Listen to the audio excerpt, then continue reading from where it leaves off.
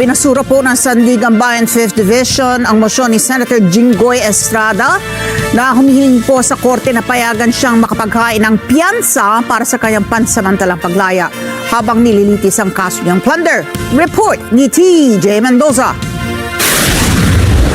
Sa kasong plunder ni Senator Jinggoy Estrada na nakahain sa 5th Division, sumubok humiling ang kampo nito na magtakda ang korte ng piyansa.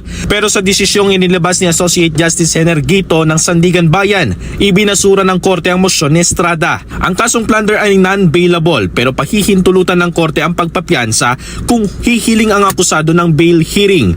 Kung makikitaan na mahinang ebidensya laban sa respondent, papayag na ang korte na magtakda ng bail o ng piyansa. Sa mosyon ni Estrada noong June 29, sinabi nito ang mga dahilan kung bakit dapat siyang payagan para sa isang temporary release. Una, ang kanya raw termino bilang senador ay magtatapos sa 2028, maging ang kanyang mahabang panunungkulan sa public service, ang kanyang social at political standing, at ang kanyang pagsunod umano sa court-authorized travel nito sa ibang bansa. Idinahilan din ni Estrada na hindi raw siya flight risk, kaya dapat raw siyang payagan na makapagpiyansa.